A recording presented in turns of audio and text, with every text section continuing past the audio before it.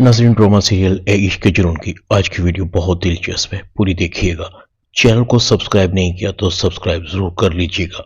राहिम बेहोश, जख्मों से चूर, एमन के सामने बेड पर लेटे हुए जिंदगी और मौत की जंग लड़ रहा था। एमन की आंखों में राहिम को बेबस देखकर आंसू आ रहे थे। राहिम, तुम मेरे मुजरिम नहीं हो सकते। मेरा मुजरिम कोई और है, जो दूसरों की जिंदगी अपनी जान पर खेलकर बचाता है। वो किसी की जान कैसे ले सकता है? राहिम, होश में आओ, मेरी तरफ देखो। मैं अकेले अपनी जिंदगी की ये मुश्किल जंग नहीं लड़ सकती।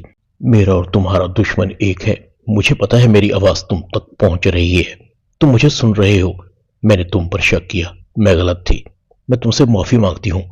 बहुत मोहब्बत करती हूँ तुमसे, अपनी जान से भी ज्यादा। प्लीज एक बार आंखें खोलो।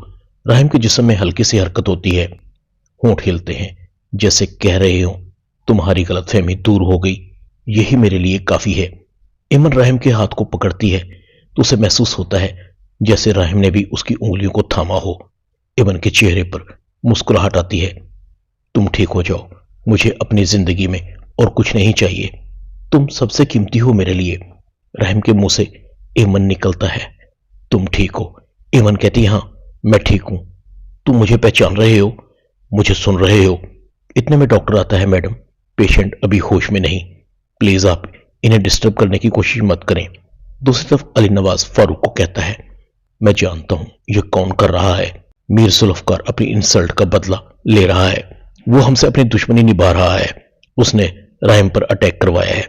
फारूक कहता है, मगर भाईजान, ना हम अभी उसकी मुखालफत अफोर्ड कर सकते हैं और ना दुश्मनी। अली नवाज कहता है, दुश्मनी तो वो कर रहा है, मगर उसे पछतावा होगा। वो मुंह की खाएगा। राहिम को कुछ नहीं होगा। जिसने भी उस पर हमला किया है, मैं उसका पता लगाकर रहूंगा, छोड़ूंगा नहीं उसे। अली नवाज की नजरें पुलिस इंस्पेक्टर पर पड़ती हैं। अली नवाज फारूक को कहता है, ये पुलिस इंस्पेक्टर यहां क्या कर रहा है? फारूक कहता है, तफ्तीश के लिए आया होगा, उसकी ड्यूटी है। राहिम पर कातलाना हमला हुआ है। अली नवाज कहता है, इसे कहो चला जाए। फारूक कहता है, भाईजान, पुलिस का काम तफ्तीश करना है, उसे करने दें।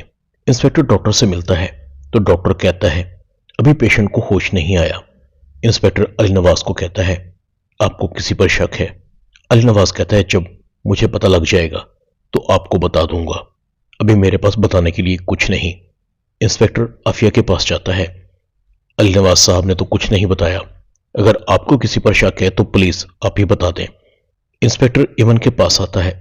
जब राहिम को गोली लगी तो आप उनके साथ थी ना? बताइए प्लीज, क्या हुआ था? क्या आपने किसी को गोली चलाते देखा?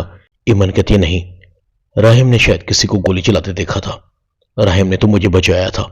इंस्पेक्टर कहता है, इसका मतलब है कि किसी ने आपको मारने की कोशिश की है और राहिम ने अपनी जान पर खेलकर आपको बचाया है।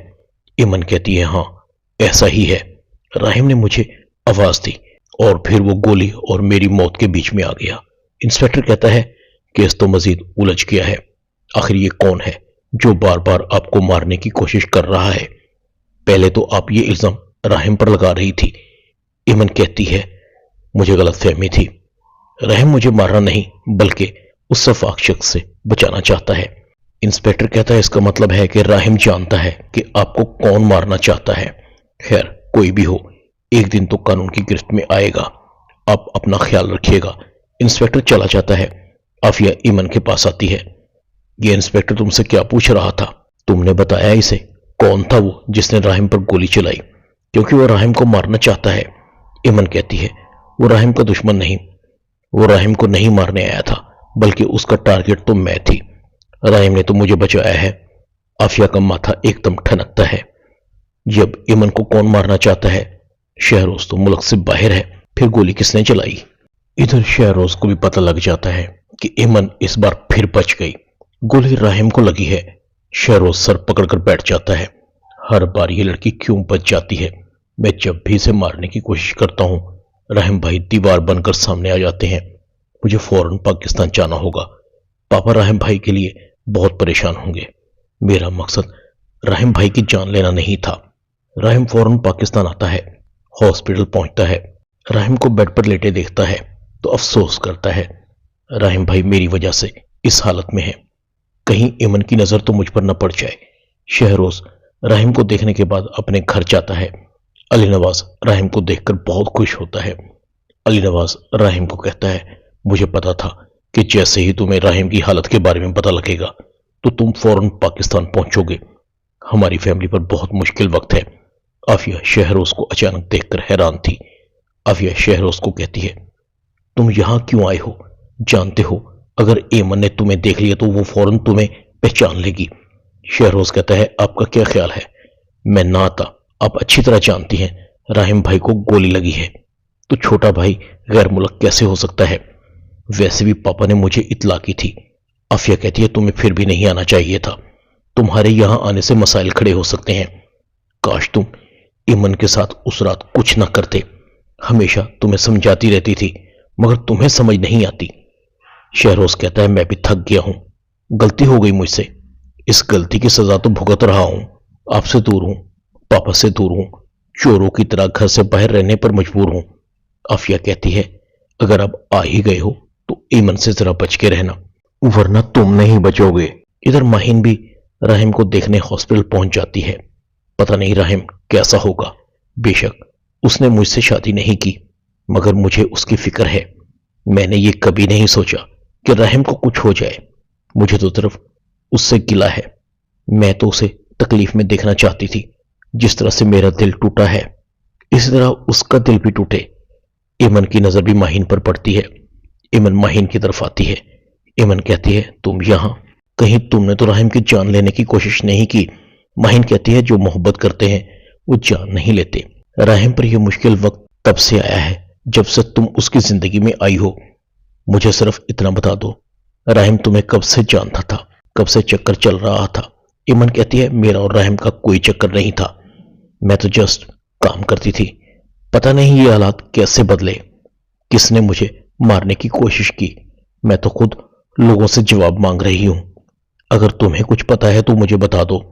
اس رات سے پہلے تو میں راہم سے نہ زیادہ ملی تھی نہ کبھی بات کی تھی۔ ماہین کہتی ہے، تم کس رات کی بات کر رہی ہو؟ ایمن کہتی ہے، جس دن تم دونوں کی انگیجمنٹ تھی، بس مجھے اتنا یاد ہے، میں کمرے میں گئی تھی، اس کے بعد مجھے کچھ یاد نہیں آ رہا۔ ماہین کہتی ہے، یہ جو تم کہہ رہی ہو سچ ہے؟ واقعی تمہارے اور راہم کے درمیان کچھ نہیں تھا؟ پھر اس نے تم سے شادی کیوں کی؟ علی نواز کی نظر ماہین پر پڑتی ہے۔ ماہین تیزی سے چلی جاتی ہے۔ ادھر عافیہ شہروز کو کہتی ہے، تم ایک مہربانی کرو گے، تم ایمن کے سامنے نہیں آؤ گے۔ شہروز کہتا ہے، اب میں اپنے گھر میں چوروں کی طرح ڈر کے رہوں؟ موم، میں تنگ آ گیا ہوں، میں سرنڈر کرنا چاہتا ہوں، جو مجھے سزا ملنی ہے وہ مل جائے۔ میں نے کبھی سوچا بھی نہیں تھا کہ میری وجہ سے راہم بھائی اس طرح ہاسپٹل میں زندگی اور موت کی جنگ لڑ رہے ہوں گے۔ اگر ان کو کچھ ہو گیا تو میں کبھی اپنے آپ کو معاف نہیں کر پاؤں گا۔ علی نواز یہ تمام باتیں سن لیتا ہے۔ عافیہ کے پیروں کے نیچے سے زمین نکل جاتی ہے۔ علی نواز شہروز کے منہ پر تھپڑ مارتا ہے، تم میرا خون تو بالکل نہیں ہو، شرم آ رہی ہے تمہیں اپنا بیٹا کہتے ہوئے۔ عافیہ کچھ کہنا چاہتی ہے۔ علی نواز کہتا ہے، تم بھی مجھ سے دور رہو، تمہاری وجہ سے میرا ایک بیٹا ہاسپٹل میں ہے اور دوسرا بیٹا مجرم بنا میرے سامنے کھڑا ہے، میں راہم کو کیسے منہ دکھاؤں گا؟ تم دونوں نے مجھے شرمندہ کر دیا ہے، شہروز کو سزا تو بھگتنی ہوگی۔ شہروز کہتا ہے، ڈیڈ میں سزا بھگتنے کے لیے تیار ہوں، میں آپ سب کا مجرم ہوں۔ پولیس شہروز کو پکڑ کر لے جاتی ہے۔ عافیہ ایمن اور راہم کے سامنے ہاتھ جوڑ کر کھڑی ہوتی ہے۔ شہروز کے ساتھ میں بھی تمہاری مجرم ہوں، شہروز کے ساتھ مجھے بھی سزا ملنی چاہیے۔ شہروز، یہ بات ٹھیک ہے کہ تم میرے بیٹے نہیں، مگر میں نے کبھی تمہارا برا نہیں چاہا تھا، بس میری مامتا نے شہروز کے گناہ کو چھپانے کے لیے، اسے سزا سے بچانے کے لیے مجبور کر دیا تھا۔ ایمن، تم اور راہم جو چاہو جیسے چاہو شہروز کو سزا دلوا سکتے ہو۔ عافیہ کی آنکھوں میں آنسو تھے۔